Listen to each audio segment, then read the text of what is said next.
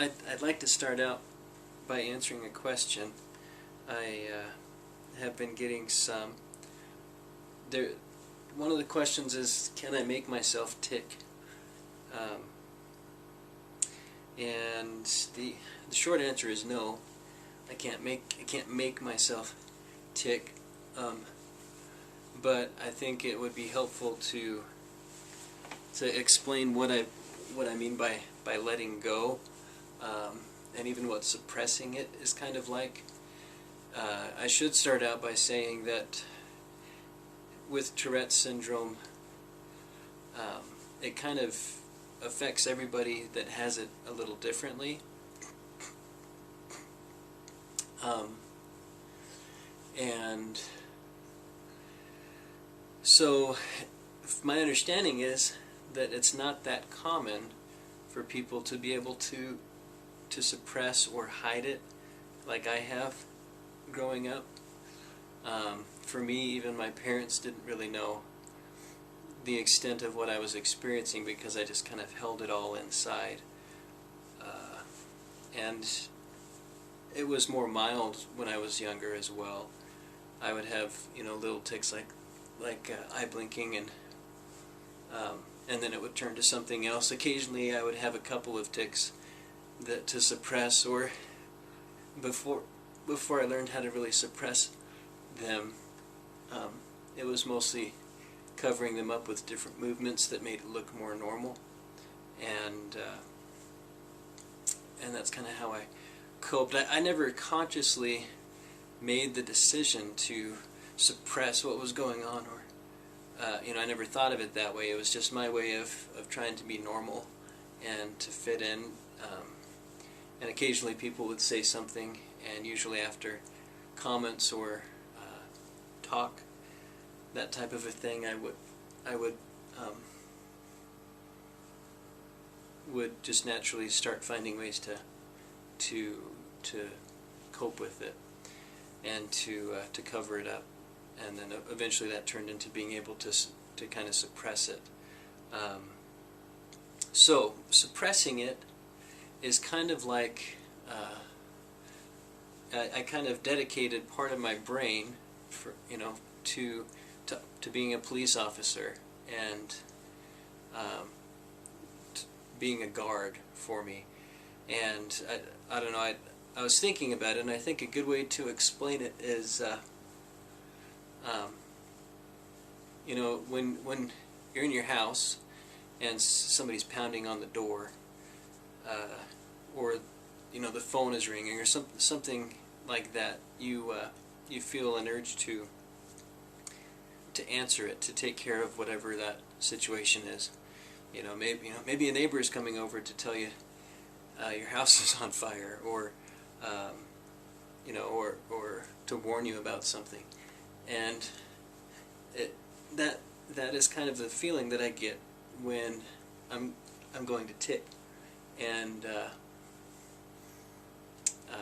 it's an urgent need to take care of something, and that urgent need is accompanied with a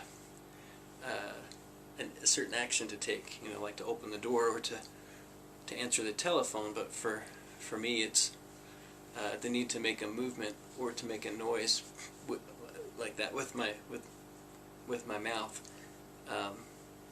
Gratefully, the noises were never that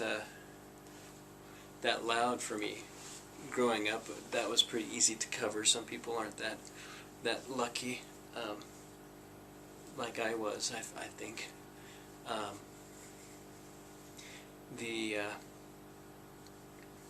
So I would have to suppress that by not, somehow I was given the ability to not always answer the door, to not always answer the phone. But in doing that, the pounding on the door, in this example, or the ringing of the phone, would just get louder and louder and louder, to the point where I would feel like it was kind of driving me crazy, and I'd have to take a break and hide, because I never knew was never quite sure what was on the other side of the door, or who was going to be on the phone, or what it was going to do to me. And so I'd hide to avoid being embarrassed and to avoid scaring, scaring people with it.